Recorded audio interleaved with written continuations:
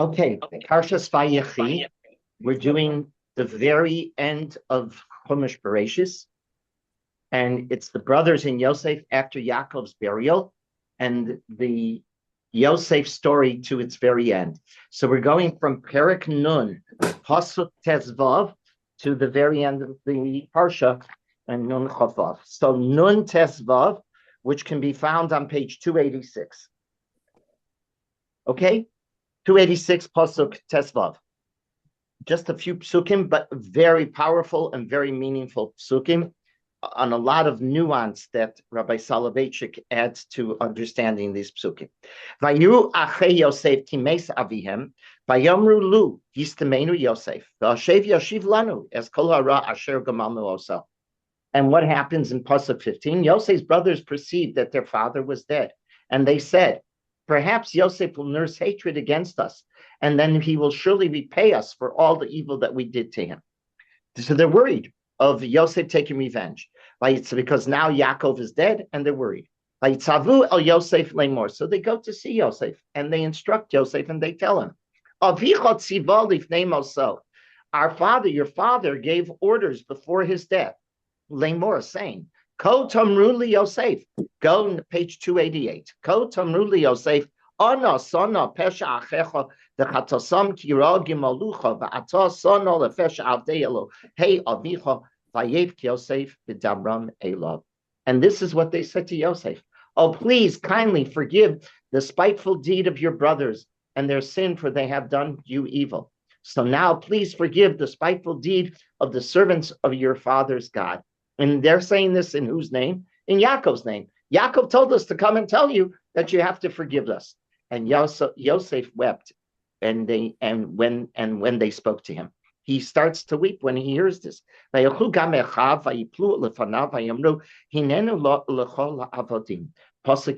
His brothers themselves also went and flung themselves before him and said, we are ready to be your slaves. Yosef, Al tiro, ki hatachas Elokim ani. But Yosef said to them, fear not, for am I instead of God? Although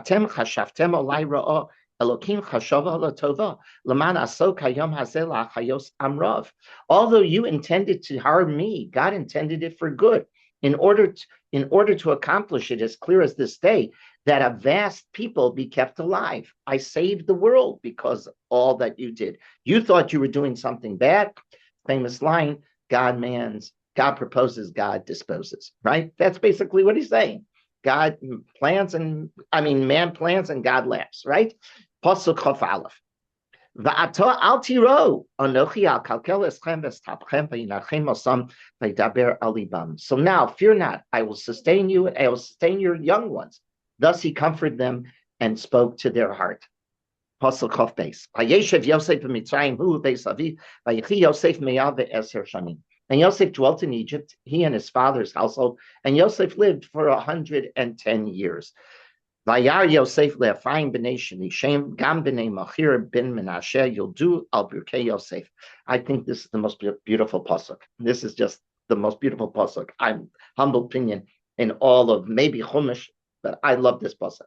Yosef saw 3 generations through Ephraim. Even the sons of Machir, son of Menashe, were raised on Yosef's knees. The great viceroy of Egypt who saves the world, he leaves the face of history with telling us he's a wonderful grandfather and great-grandfather. He's playing with his grandchildren and great-grandchildren. That is the pasuk. That's how we see Yosef at the very end of his days. His great-grandchildren on his knees. He's playing with them, right? That's the way it is presented to us. Yosef Anochi meis ve'Elokim pakod yifkod eschem ve'elo eschem min haaretz hazos el haaretz asher nishba la'Avram leYitzchak u'leYaakov.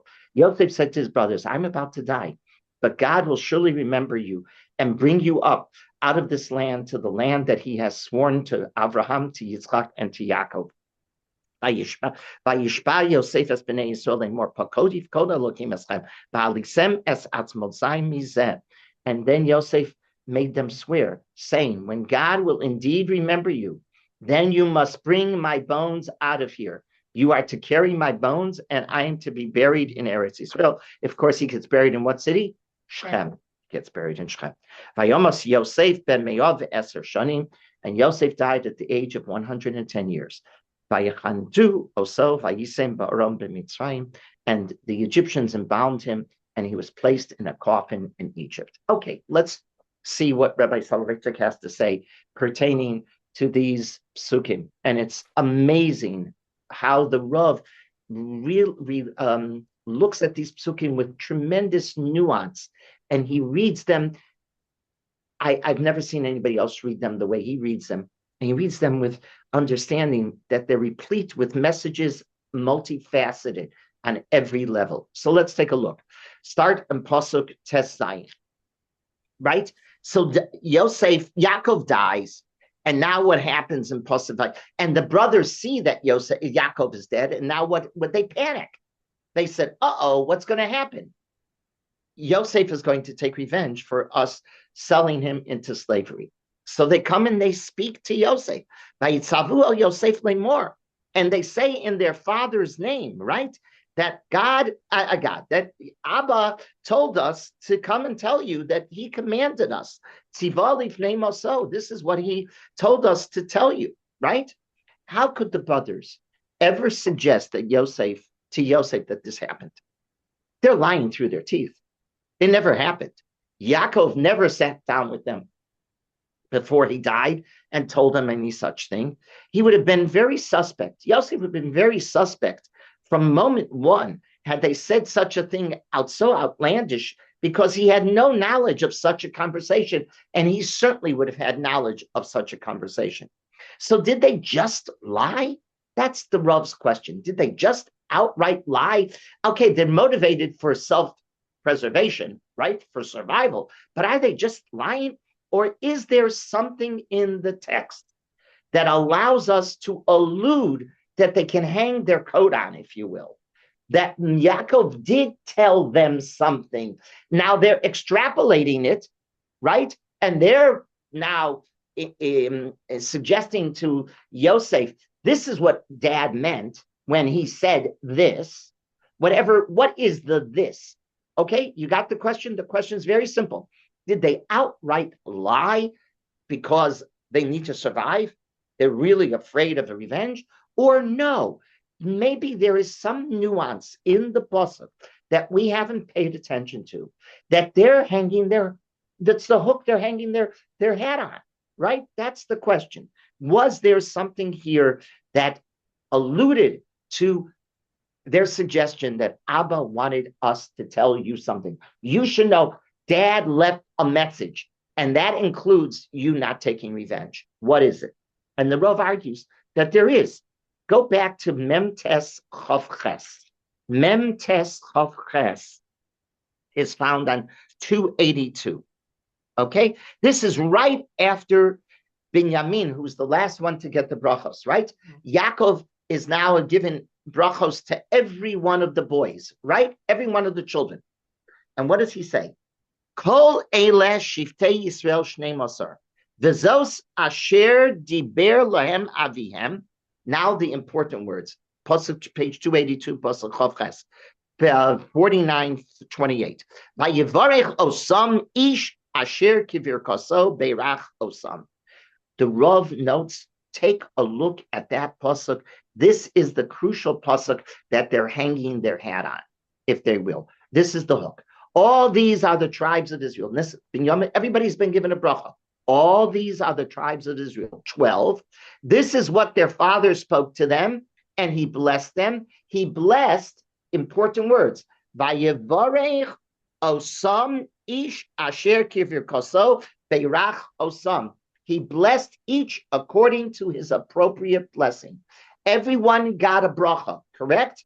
What is this? Vayevarech osam ish asher kivir kaso beirach osam. What does that mean? This statement was telling us that each of the Shvatim, each of the 12, had a unique personality, each had a different talent, and each comprises an element called Knesset Yisrael, or Bnei Yisrael. This is Bnei Yisrael. Each one is needed.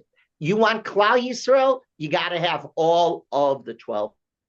It's like you have a recipe for an item that you're going to cook, and you leave out one ingredient.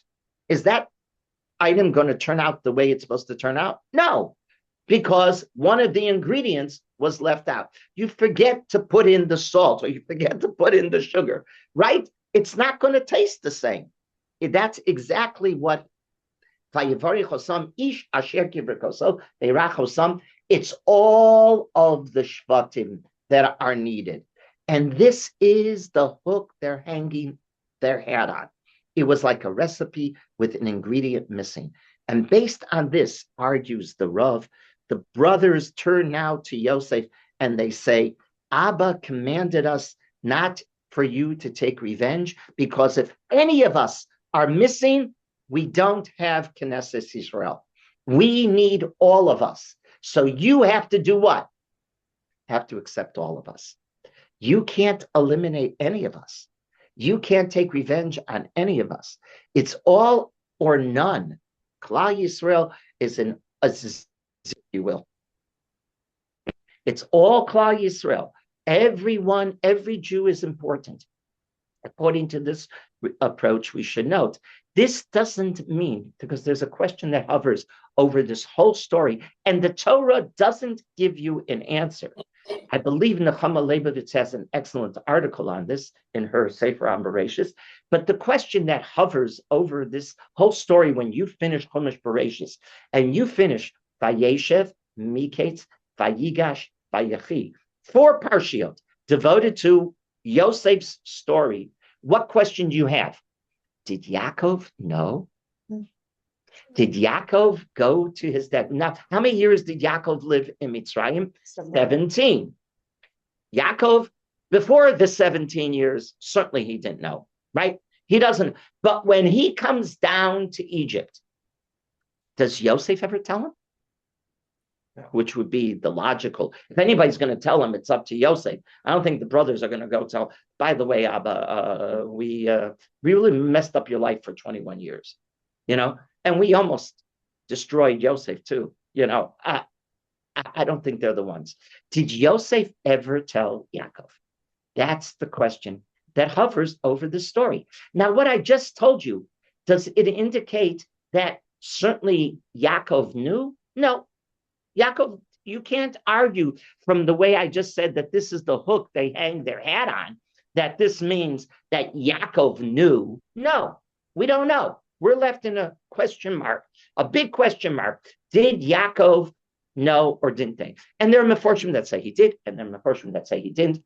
I tend to think he didn't, because I think if he did, he would never have been able to look their sons in the face again. And Yosef knew this. And Yosef was never going to tell his father, and certainly the way he acts now at the end, he doesn't ever take revenge. He doesn't ever criticize them. It seems not to, right? We're going to talk about that further. But up until now, up until this pasuk, I can't argue that Yaakov knew. I can't argue that Yaakov didn't know. I don't know. It's left as a question mark. Okay, continues on.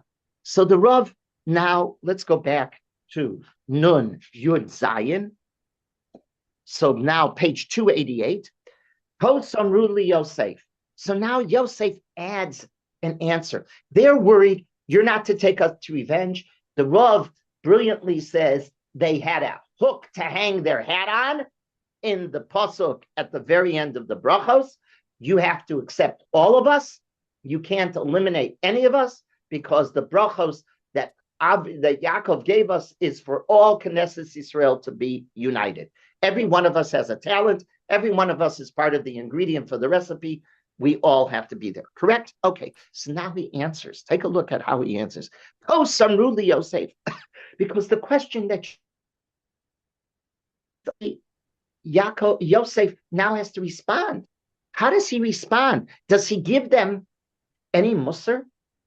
They did stand in front of him, sittering, as they would say in Yiddish, right? Sittering means you're shaking for your survival, right? They're afraid that Yosef will now take revenge because Abba is gone. But now Yosef speaks up. Yosef. Ana sana pesha achecha. Thus shall you say to Yosef, oh, please, kindly, I'm sorry, this is what the brothers are saying to him. They're going on. So, oh, no, oh, please, kindly forgive the spiteful deed of your brothers and their sin, for they have done to you evil. So now, please, right? Sona, kira gemalucha v'ata. Now, sona lefesha avdei Elohei avicha vayef Yosef b'dabram love. They beg for forgiveness and he cries. Now, pasuk Yud Zayin, and then vayelchu gam echa vayitlu lefanav v'amru hinei lecha la'avadim vayomer alehem pasuk Yates vayomer alehem Yosef al tiro ki asachas Elokim ani. Am I going to take the place of God? What's going on here? What is Yosef? What did Yosef mean when he said, "For am I in God's place? Can I take the place of God?" Right? What was he saying there? Did he just mean that he can't take revenge because he's not God? Is that what he was saying to them? Or there's something more happening, something more subtle happening? That would reflect enormous piety if that's all that Yosef did. Okay, maybe Yosef is tzaddik, but is he reflecting piety here? Or that were, and if it was reflecting his piety, then who's the burden put on? Only Yosef. Yosef has to forgive them. What about them doing some tshuva? What about them being facing the criticism and facing the reality of what they did? How are they doing that? Is there, in other words, transpiring here a critique of the brothers? What do the words Hasachas Elokim Ani, for am I in the place of God? What did Yosef mean when he responded to them these words? Is he telling them a critique? What is he telling them? And the Rav, again, a nuanced reading of this. It's brilliant. It's so subtle, but it's brilliant. The Rav notes that Yosef is critiquing his brothers, but in a most subtle fashion. He's not coming, there's two ways to critique. There's the critique of straight out, you're wrong, right? You're wrong, face, you made a mistake. That's one critique. There's another critique, sometimes that we can give somebody else, and that is a very silent, subtle, more nuanced critique. I think quite often the more nuanced is more powerful, right? Okay, but now take a look at how the Rav understands it. The Rav suggests you can only appreciate how Yosef responded by knowing a halacha in kapara, in atonement, in vidui. There is the vidui, that there is the relationship that man has with HaKadosh Baruch Hu. When we do something, when we sin, we have to, at Yom Kippur, we have to turn to God, right? And we beg him for forgiveness. There is one way we talk to God, begging for forgiveness for a sin. There's another way we talk to each other on a human level, begging for forgiveness for a violation, for a sin that we've done. The Gemara in Yuma, Lamed Hey Amud Beis, says that when we turn to God, we are to say a vidui, a confession. Part of tshuva, the Rambam codifies this in Hilchos Tshuva. You can't do tshuva without vidui. And you know the vidui very well. You know the vidui very well because you remember it from the Machzer. Ona kaperna. The Kohen Gadol must say those three words. Ona kaperna. You please forgive us.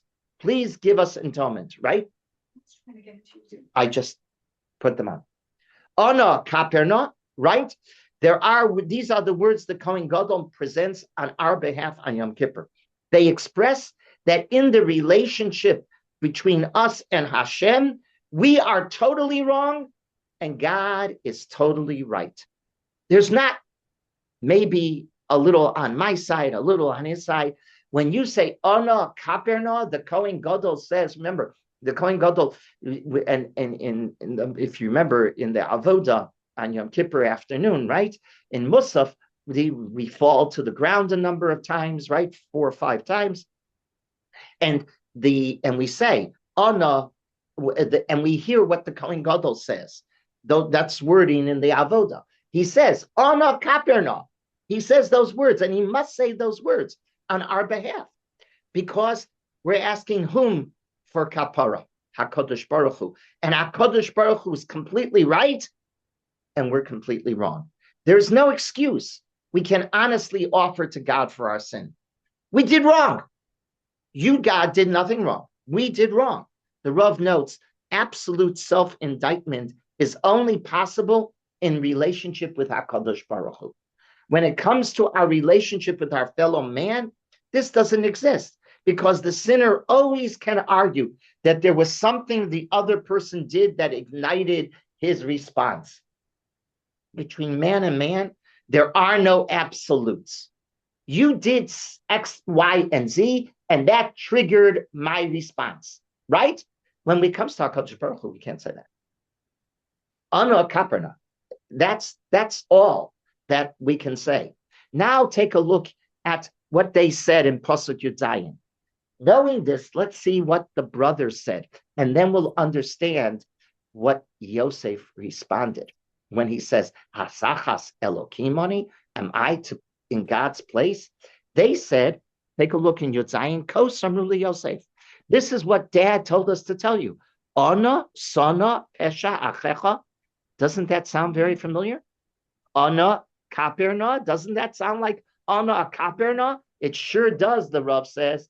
These words sound almost identical to the words of the Kohen Gadol on Yom Kippur when he begs for Hashem should forgive us. And the Rav suggests, now I understand when Yosef responded. Guys, you're talking divine language to me. Are you thinking that I'm God? You know, you can't say that kind of words. He was chastising his brothers for not realizing that one asks his fellow man for forgiveness totally different than he asks God. You weren't totally wrong. I triggered you, didn't I? I sure did, right? Yosef, in other words, Yosef is taking partial blame, isn't he? Asachas Elokimoni? I'm not God. I did wrong, and you did wrong. We both did wrong. But let's get beyond that, because God had a greater plan. That's what Yosef is responding. You're turning to me as if I'm a God. That is enormous criticism of his brothers. But they never did tshuva. They do tshuva, but they do tshuva. They do. And Yehuda demonstrates that. Vayigash, I love Yehuda when he defends Binyamin. They do tshuva, and they cry and they accept. They do when he reveals himself. They do tshuva 100%. But now they think, what is Hasachas Elokim Ani? So the Rav is saying that they were talking divine language to Yosef.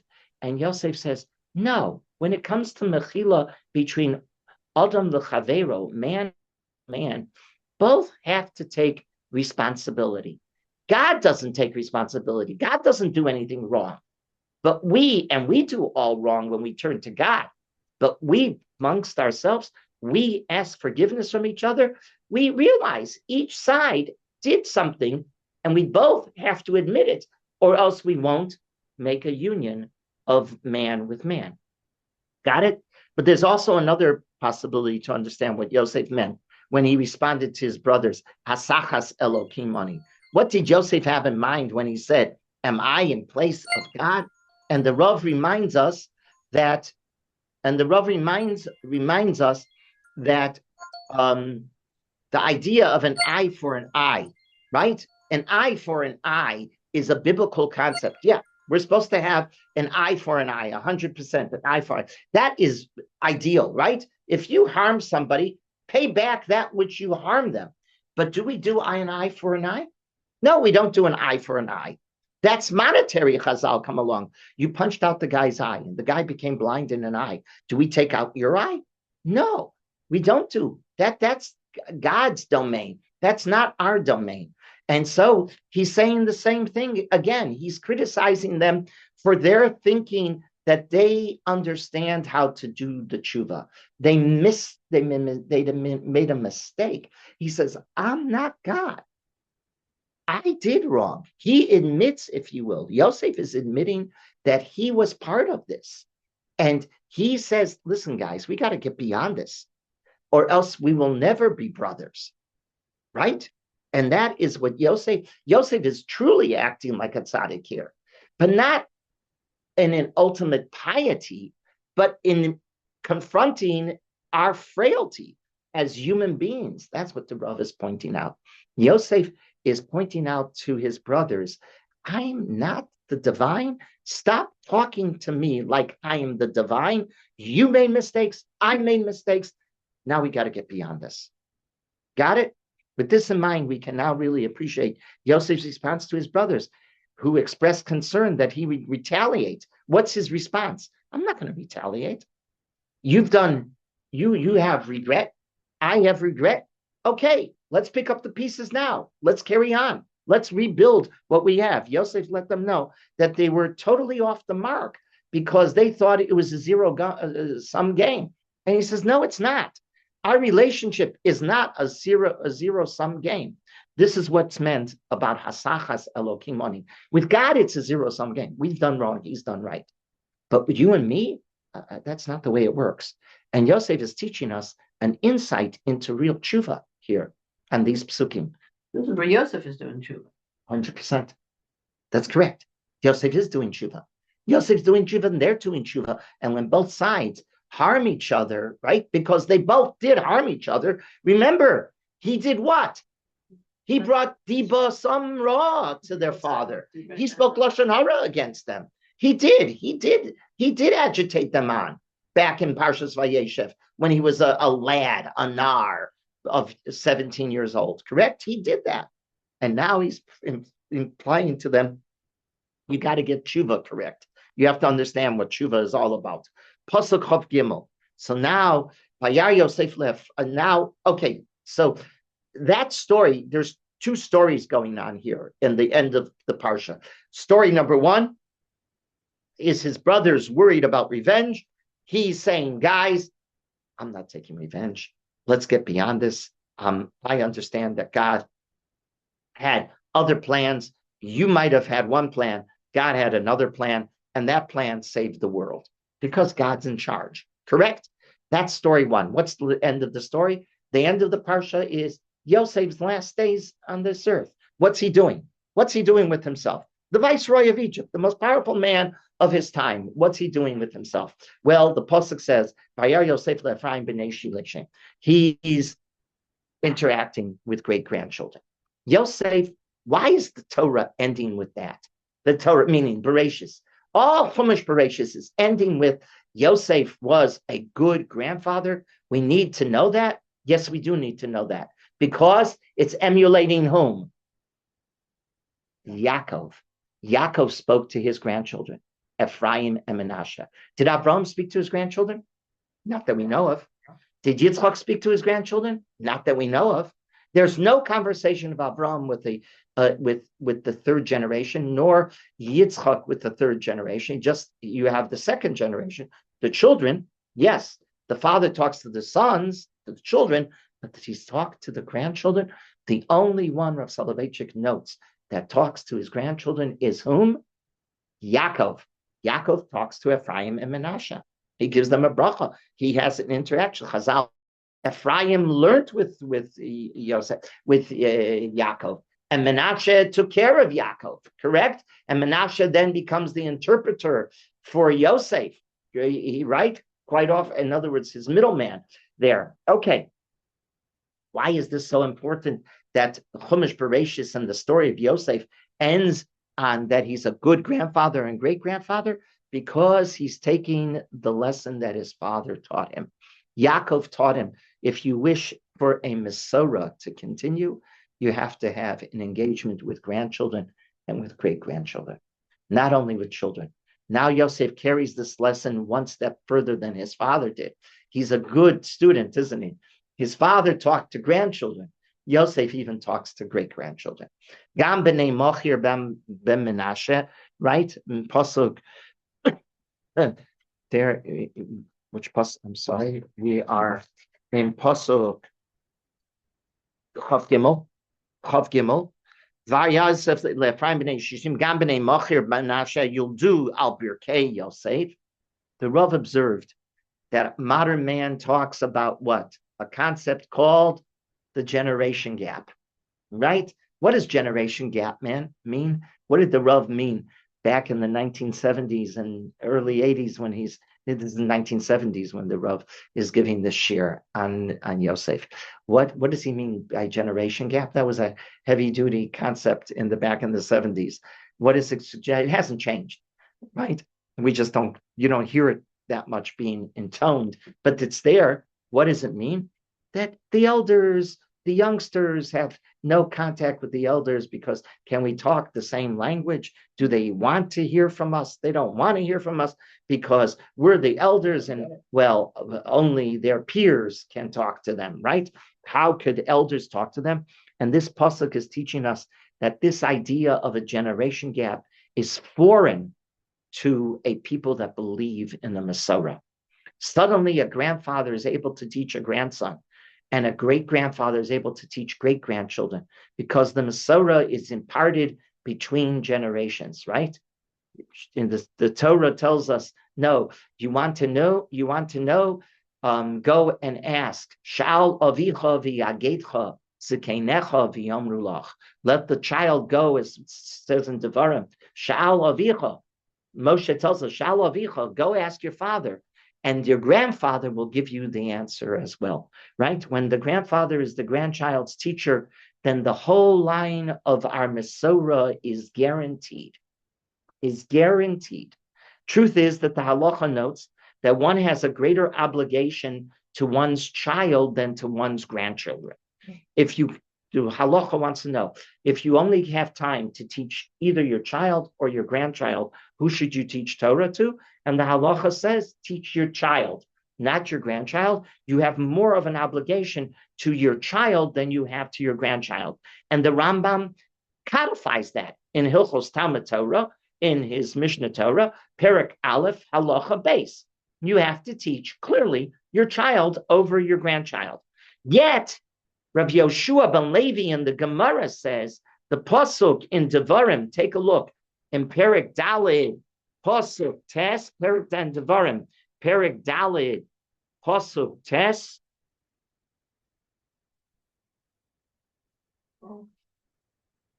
Perek Dalid, pasuk Tes is 960. Raki shomer locho shmor nafshecha meod pen tishkachas et dvarim asher hu einecha ufen yasuru mivlocha kol yemei chayecha v'odatam levonecha v'livnei vonecha. Pasuk Tes says, only be aware for yourself and greatly beware for your soul, lest you forget the things that your eyes have beheld, unless you remove them from your heart all of the days of your life and make them known to your children and to your grandchildren, right? The day, what are you supposed to tell them? Yom asher amada lifnei Hashem lokecha bechorev. You're supposed to tell them the experience that you had at Har Sinai. Revelation. You're supposed to impart revelation. What's revelation? The Masorah. And the Yoshua ben Levi, based on that pasuk, make them known to your children and to your children's children the day that you stood at Chorev. He says, Yoshua ben Levi says in the Gemara, this means if one teaches his grandchild, it's on par with an experience of revelation itself. Not if you teach your child. If you teach your grandchild, it's on par with revelation itself. But what is the halacha? The halacha is if I can teach my child or my grandchild, I have an obligation to teach my child. And yet Yoshua ben Levi says, and when I teach my grandchild, that's like on par with revelation. That sounds more important than teaching my child. So how can we resolve and reconcile these conflicting points? Rav Soloveitchik suggests that it means that transmitting the Masorah, grandchildren may indeed take precedence. When it talks not just halacha, but the whole flavor, the whole experience, when you have that relationship with a child and a grandchild, that takes precedence over children. And the Rav explains this may very well be because are we guaranteed that our children are going to follow the path that we taught them? Nope. But Chazal are telling us, if you teach your great-grandchild, that's what v'achut hamishulash lo b'meira yinatek. That's a rope that has 3 strands. We try ripping a rope that has v'achut hamishulash. The pasuk in Koheles says v'achut hamishulash. The rope that is made of 3 strands doesn't easily part. And Chazal say, what is that talking about? To a grandchild. When your grandchild is the 3rd generation, you're the 1st generation, your children is the 2nd generation, your grandchildren are the 3rd generation, your great-grandchildren are the 4th generation, correct? So when you talk, the Achuta Mishulash, Lobi Meirayin, I'll take Rav Soloveitchik says, the Mesorah, imparting the flavor, I'm going to say, these are my words, imparting the flavor of Judaism, when you impart that to a grandchild, it's going to stay. When you see a family with 3 generations committed, Chazal say this all the time. When you see 3 generations committed to Torah, you have nothing to worry. It's going to continue. You can't continue necessarily guarantee that when you have 2 generations. You and your child, not necessarily. You with your grandchild, yes, you can. And certainly Yosef takes it another step. He does what? He goes to the great-grandchildren, right? Continue on now to Pasuk Chafei. Now, Yosef, this is the very end of Bereshis. So Yosef is now, okay, so we're told that he reunites with his brothers. He tells them, don't worry. Then we're told Yosef, we have a picture of Yosef interacting with his grandchildren and great-grandchildren. And now, how does the Chumash Bereshis end? Yosef gathers his brothers around. He's ready to die.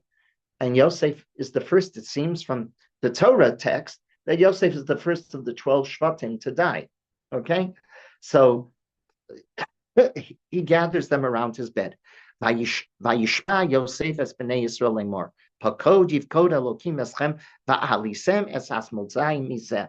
Then Yosef adjured, he made them swear, saying, Pakod yivkod, this is the Pakod words are the code for us getting out of Egypt. Pakod yivkod, when God will indeed remember you, what must you do? What must you do? Bring me back to Israel. Take my bones out of here. Alisem es atzmotzai mizeh. What in the world is going on here?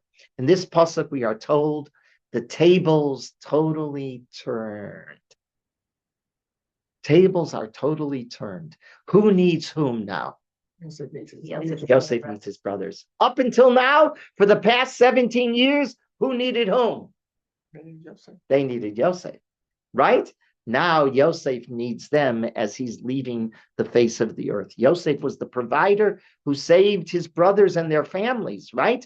Now Yosef needs them to fulfill his last goal, his last most important goal, namely to be buried in Israel. He was one of the younger ones, though, so they were older. So he was Chazal say this indicates that when you Chazal's very pragmatic. It says when you give your life to the community, you pay for it, right? You do. You wear yourself down. Wow. There's no question about it. Simply, you do.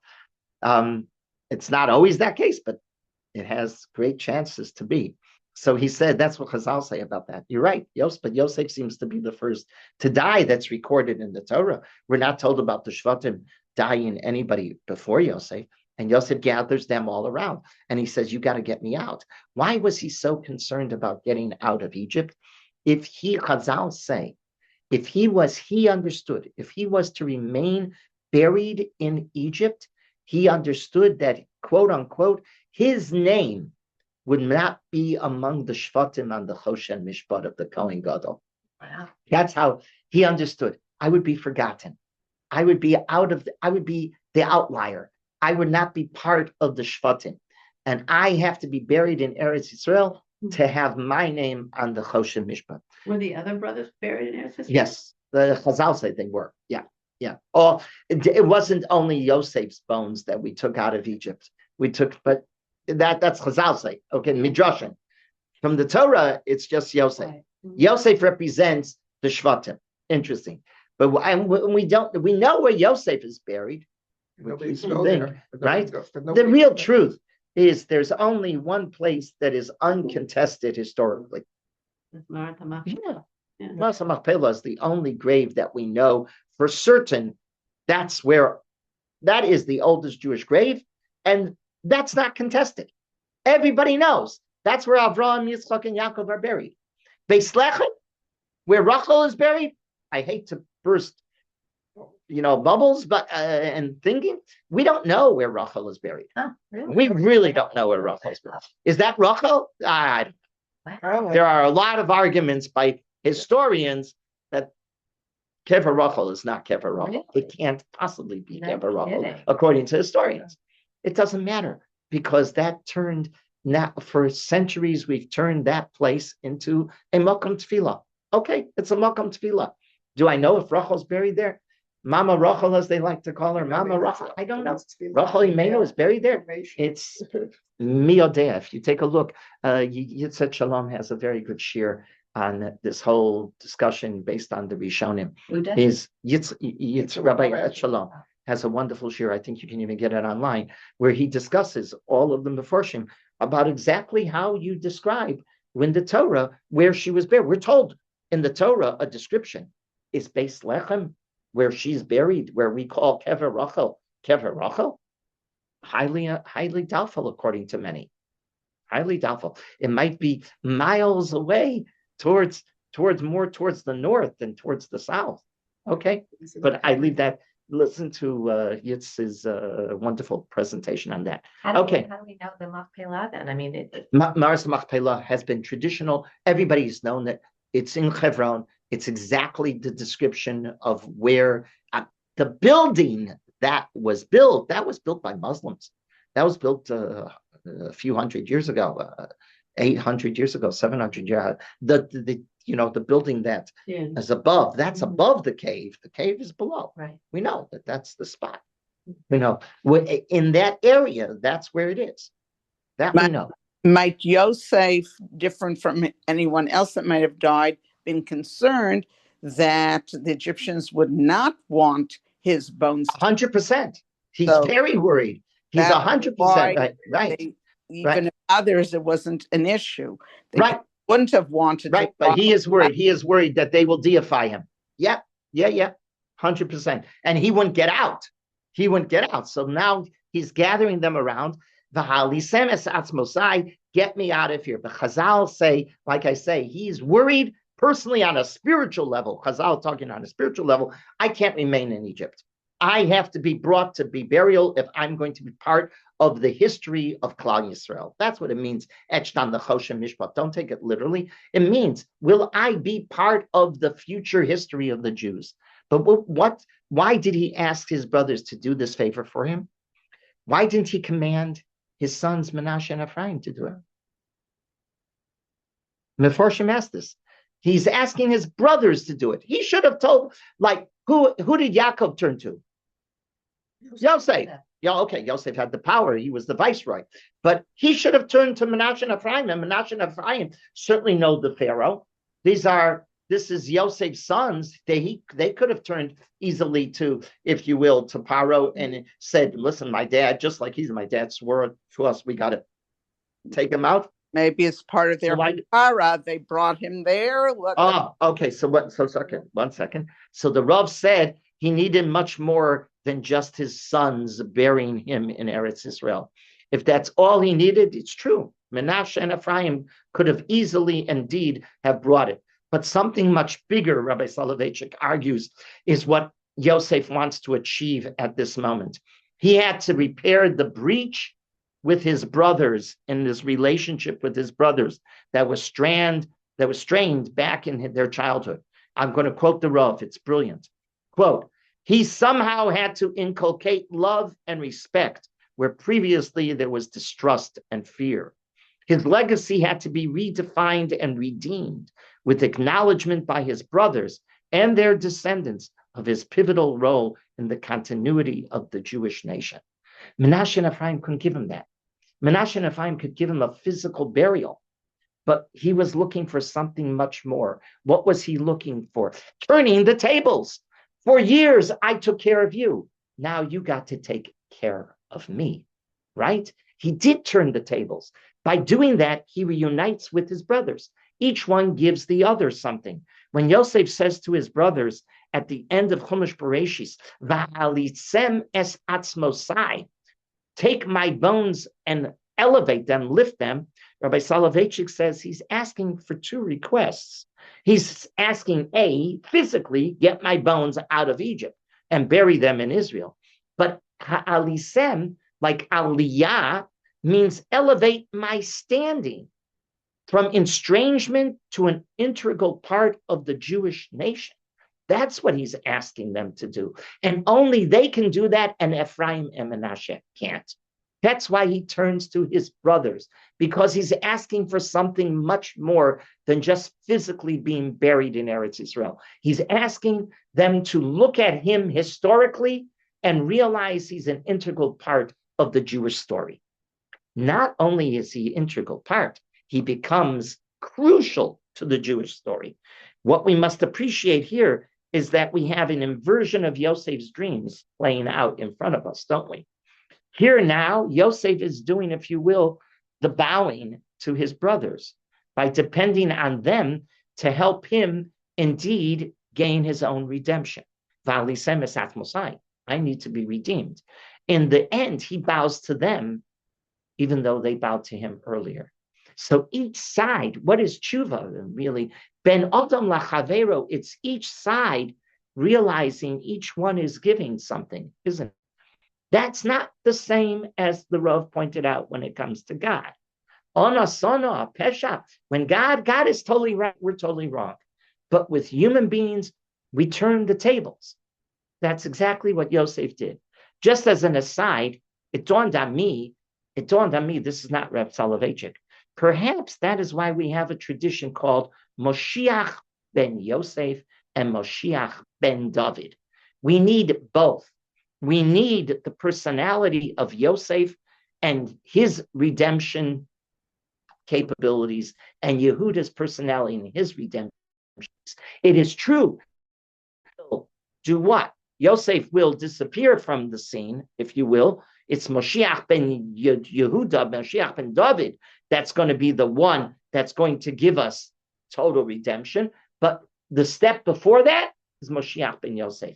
And I was thinking that's exactly what's happening here. This is the allusion to it. We need both. We need Moshe. We need to carry out Yosef's bones. It's not enough just Yehuda becoming the leader. Yosef does not become the melech, the permanent melech, but Yosef certainly is an important person in this history of the Jewish people. We shouldn't think for a moment that this story ended Bereshis is depicting a diminished and defeated Yosef. The end of Bereshis is not depicting a defeated Yosef. Not at all. The Rav notes that the Medrash in Shemos Rabbah, Perek Chof, Medrash Yutes, on the night of Exodus, it says Moshe delayed Exodus. Listen to the words of the Medrash. In this way, Moshe acknowledged the importance of Yosef and his spiritual mission as the paragon of Jewish commitment in exile, the Rav writes based on the Medrash. Yosef had demonstrated that one could identify as a Jew and act in accordance with Jewish precepts, both in poverty as a slave and in royal grandeur as a ruler in Egypt. Without this example as a precedent, Jews could not have endured the centuries of enslavement in Egypt. Moshe delays Exodus. What does Moshe do on the night of the Exodus? He goes searching for, the Medrash says, can't leave yet. We have a promise to Yosef. You got to get me out of here. And he goes. And who goes? Who's the one who goes? Moshe Rabbeinu, the most important Jew.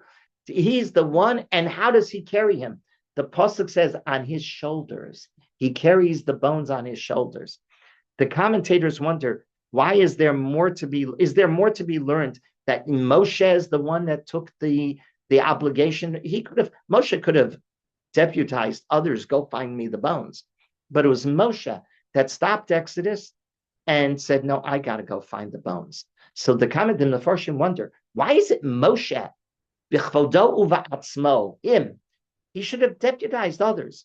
And they suggest that Moshe in particular reunites Yosef to Klal Yisrael. Who's Moshe? Which Shevet is he from? Levi. Who's Levi? Shimon the Levi Achim. Klei Chamos Mecheroseim. Shimon and Levi were partners. And Chazal say, based on their reading of the Psukim, who that they kill Yosef? Shimon and Levi. And who was the more prominent of the two? Levi, right? And who's the descendant of Levi? Moshe. Moshe is doing a tikkun, if you will. He's correcting and promoting total unity of the Jewish people. By him, Levi's great descendant, his greatest descendant, he's the one, his most important descendant. He vicariously admits that Levi made a mistake. And Yosef was right. So Yosef, don't read the end of Chumash Bereshis that he's begging. On the one hand, I said he turns the table, but it doesn't diminish Yosef one iota. What Yosef has achieved is what? A true unity of the brothers at the end of his life. A true unity, right? That's the true unity. The Gemara in Sota, Chof Amud Beis, comments on this pasuk, Vayikach Moshe etz asmos Yosef imo, that Moshe took Yosef's bones with him to mean, the Gemara says, in his abode. What does that mean? Rabbi Soloveitchik wants to know. In his abode, he was like, he left his bones there all the time, right? In his tent. What this means, no, don't take it that way. What this means is that Moshe not only physically carried Yosef out of Egypt, but he went one step further. He internalized Yosef's message to Klal Yisrael. What's Yosef's legacy? What's Yosef's message? He was declaring for eternity that the Jewish people owed, Moshe's declaring for eternity, the Jewish people owe Yosef an everlasting act of gratitude, not just because he gave us the physical survival, right, through the terrible famine. Just that. That was projected in which dream of Yosef? Yosef had two dreams. That's dream number one. We owe Yosef, right? That's when the grain bows to each other, right? The sheaves, that's food. Yosef gives us physical sustenance. Yosef saves us physically. That's dream one. But Yosef had a second dream. What was the second dream? The cosmos, right? The stars, the moon, the sun, right? The cosmos, the entire world. That's spirituality. Yosef gave us not only, as the Rav says, based on the Gemara in Sota, Vayikach Moshe Sasmos Yosef imo, in his abode, Moshe was telling us, you got to understand, Klal Yisrael, the legacy of Yosef, the legacy of Yosef, and no one less than Moshe is telling us is, I'm carrying him on my shoulders because it validates not only our gratitude for dream number one, but for dream number two. And Yosef becomes the one who taught us how to interact with the world, with the Torah as our guide. Yosef is the one who is the personification of the Jew in the world around him, being committed to Judaism at the same time as being a powerful influence on the world, right? And the Rav, by the way, what's the Rav's name? Yosef Dov Soloveitchik. The Rav often talked about Yosef, perhaps more than anybody else. He was connected in that message in so many ways. He lived the life of a Yosef, right? Being the spokesman for integration into the real world, yet being totally 100% committed to a Torah lifestyle. Correct? That was it. And that's what the Rav says is ending this whole story of Bereshis. Who's carrying the bones? Moshe, the one who gets Kabbalas HaTorah, the one who brings us the Torah. And he's telling us Yosef's legacy lives on, right? Yosef's which dream? Number two is the one that he endorses the most. So Yosef doesn't end, the Chumash Bereshis doesn't end the story of Yosef in a diminished feature at all. Yosef is powerful, consistent legacy for us all to imitate. So just to wrap it all up for today, we saw at the very end, the last number of psukim, last 10 or whatever the psukim were, amount, we saw a number of three stories, right? Story number one was Yosef, the brothers worried that he would take revenge now that Yaakov, their father, was dead. And he gives them a nuanced, according to the Rav, a nuanced critique. Hatachas Elokimoni, your relationship with me is not one with a divine.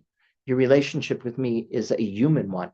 And when one asks for tshuva, one asks for kapara to a fellow man, we both realize we both did wrong and we both have to give, right? And that's what Yosef taught them. That's story number one. Story number two, we have the depiction of Yosef at the end of his life doing what? Being a family man, having his grandchildren and great-grandchildren. And the Rav understood that. Why is that so important? That we end Chumash Bereshis, Yosef, the most powerful man in the universe of his time, having grandchildren and great-grandchildren on his knees, the family man, because when you teach your great-grandchildren and great-grandchildren the Masorah, you have a chut hamishulash lo b'meira yinatek. You have a guarantee that the Masorah will continue. And Yosef knew this. He carries on his father's legacy one step further. His father, Yaakov, spoke to grandchildren. He not only speaks to grandchildren, he speaks to great-grandchildren, right? That's story number three. Story number two. Story number three, which ends Chumash Bereshis, is Yosef turning the tables and bowing to his brothers and begging them to do something for him that he can't do for himself. And he does not turn to his sons because this is a moment of reunification of the brothers with each other. This is total redemption of the family. It's a redeeming moment of the family. The family is coming together with Yosef sitting there begging them, you have to take me out of here. I can't do it by myself. I'm not turning to my sons to do it. I'm turning to you as a family, because once we're a family together, we can continue Jewish history. Jewish history is B'nai Yisrael.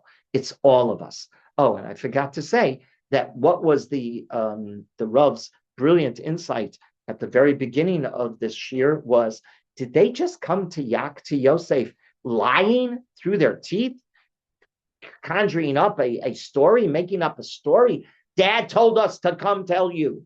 No, they had an illusion, a hook to hang their hat on in the psukim that we looked at. Okay? So that's how we end. Like I say, personally, I just love this scene at the end of Chumash Bereshis.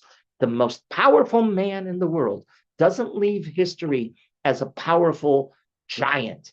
He leaves history as a Zaidi. Wow, right? Okay. The Rav also makes you feel that Yosef's power was all diminished after he reconciled with the brothers. No. No, That's what I'm saying. No diminishing at all of Yosef's power. Just the opposite. Chazal saying, who carries the bones? Right. It's Moshe. Right. Making clear to us, indeed, Yosef never lost his influence on Klal Yisrael. Just the opposite. It was enhanced. It was enhanced by Moshe carrying his bones. You know, it's funny. You think that the brothers would have had, felt a sense of responsibility. Like, I mean, Moshe grabbed the Right. opportunity, but you would have thought that the brothers were like, okay, Moshe, let's go get, let's go get Yosef. But you don't have You mean to. the brothers are gone? You mean the Klal Yisrael? They're all, by the time we leave in Egypt, sure, they're long since dead. They're long since dead, right? The Chazal say, when does the Avdus, the slavery, really begin? When all of the Shvatim die. Okay. So next week we will have a shir, Bezrat Hashem. We will begin Shemos. Following week will the winter vacation. Wasn't it that like Ale Shore, like that Moshe Because they want to raise the bones with. Yeah. Those are midrashim. How did he get the bones? Where was the Chazal say? There's no text in the Torah that says the bones were buried in the Nile. Uh-huh. The Chazal say that they were buried in the Nile. Okay. Thank Yeah. you. Okay. Thank you. Very good. Thank you, Thank Rabbi you. Muskin. Thank you. Everybody should have a wonderful one. Shalom. Thank you, Rabbi. Have a great day. You Thank too. you. Okay. Thank you. Bye bye.